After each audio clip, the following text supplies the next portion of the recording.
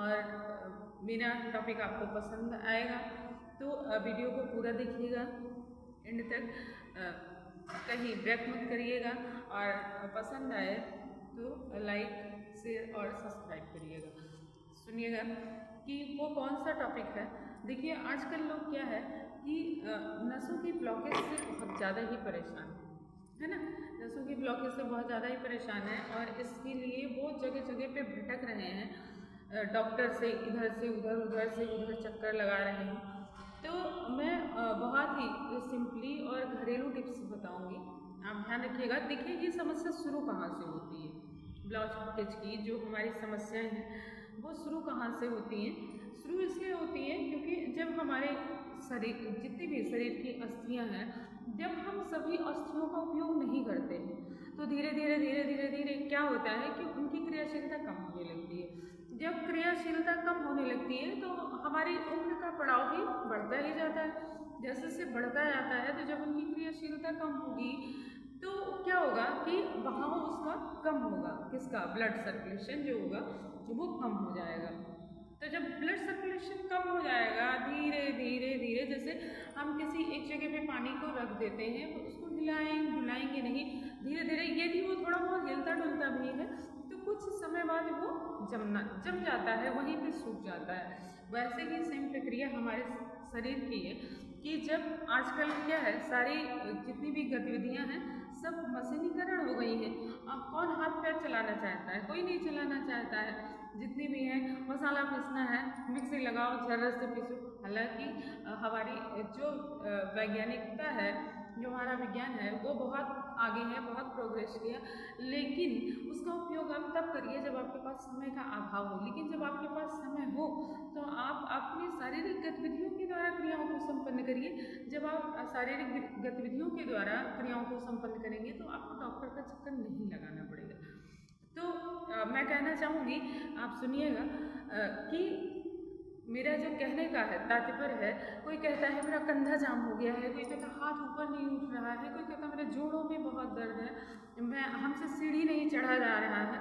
तो उसके लिए बहुत सरल सा उपाय है, बहुत छोटा सा घरेलू रेमेडी है, आप करिएगा, आपको 100% आपको लाभ मिलेगा। लेकिन आप इन में निरंतरता बनाए रखिएगा। कम से कम आप इसको महीना 2 महीना करके देखिए। अगर आपको ना आराम हो तो आप कहिएगा, 100% आपको आराम मिल ही जाएगा। तो और आपका जो डॉक्टर के घर चक्कर लगाने वाला चक्कर है वो ख़त्म हो जाएगा। साथ में आपकी जो ये खपत है वो भी कम हो जाएगी। तो आप देखिएगा क्या है, हम लहसुन खाते हैं, प्याज खाते हैं, अदरक खाते हैं, लेकिन जो उसका खाने का तरीका है वो हमारा सही नहीं होता है। हम उसको किस तरह से खाएं, किस तरह हम उसको उपयोग में लें जो एक दवा के रूप में काम करे। तो सबसे पहले क्या है, सुबह आप मॉर्निंग में उठिए तो हम सबसे पहले चाय पी लेते हैं। किसी को तो बेड टी की ही आदत होती है, क्योंकि बिना चाय पिए वो फ्रेश नहीं होगा, उसको मोशन नहीं आएगा। तो खैर अब क्या किया जाए, ये व्यक्तिगत समस्याएं हैं, जिसकी जो समस्या है, जो आदत बन गई उसका छूटना मुश्किल ही है। तो लेकिन हम कहते हैं जो ये हमारी बुरी आदतें हैं इनको छोड़ने से ही अच्छा है, क्योंकि इनको छोड़ने के बाद ही हम स्वस्थ रह सकते हैं। तो अब देखिएगा, एक अदरक का टुकड़ा, अब इतना छोटा ना हो, कम से कम इतनी बड़ी, ध्यान दीजिएगा मेरी उंगलियों पर, कम से कम कि उसमें 8-10 बूंद रस उसका निकल जाए। इतना बड़ा अदरक का टुकड़ा, इतना बड़ा प्याज और कम से कम लहसुन की 5 कलियाँ, लहसुन की 5 कलियाँ। अब ये उसके लिए है जिसमें ज़्यादा दर्द है, ज़्यादा ब्लॉकेज है, जिसके हाथ ऊपर नहीं उठ रहे हैं, घुटना मुड़ नहीं रहा है, इन सब चीज़ों को आप उसको कद्दूकस कर लीजिए, क्योंकि इतनी चीज़ें हैं, उसको पीसोगे, मशीन में डालोगे, जूसर में डालोगे तो वो उसी में रह जाएंगे। तो आप उसको घिस लीजिए और घिसने के बाद आप उसको ऐसे मुट्ठी में पकड़िए और ऐसे निचोड़ दीजिए। निचोड़ने के बाद आप उसको छन्नी से छान लीजिए, शेष उसमें जो बचा है उसको छन्नी पे रख के फिर उसको ऐसे प्रेस कर दीजिए, जो 2-4 बूंद उसमें रस होगा वो भी निकल जाएगा।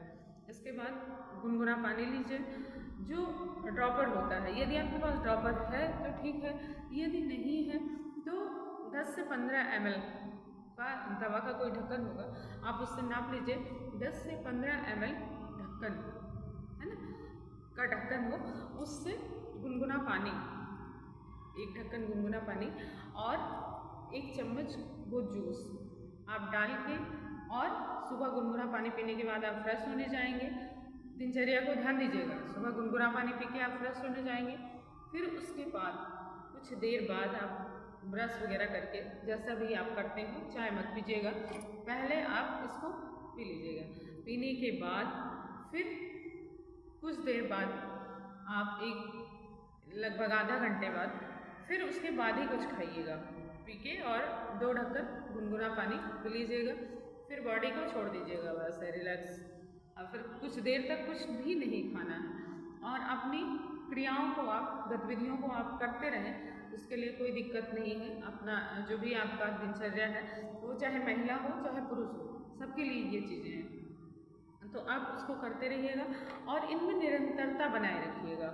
आप देखिएगा 15 दिन में अगर आपसे हो सके तो आप हल्का फुल्का व्यायाम करते रहिए, क्योंकि 30+ के बाद वैसे भी हमने बताया कि हमारे जो बोन्स हैं वो वीक होने लगते हैं, तो उनमें निरंतरता की ज़रूरत होती है, क्रियाशीलता ज़्यादा ज़रूरत होती है। जब तक हम क्रियाशील रहेंगे, कि हमारी शरीर एक मशीन है, इसको हम जितना यूज़ करते रहेंगे वो उतना ही इसकी गतिविधियाँ तीव्र रहेंगी। जैसे जैसे हम इसको आराम देते में लग जाएंगे कि नहीं अब आराम चाहिए, शरीर को आराम चाहिए, लेकिन इतना नहीं चाहिए कि वो आराम हमारे लिए हानिकारक हो जाए। उम्मीद करते हैं कि मेरे द्वारा बताई गई जानकारी आपको अच्छी लगी होगी, तो आप सुनिएगा और देखिएगा, लाइक सब्सक्राइब करिएगा, शेयर करिएगा। बहुत बहुत धन्यवाद।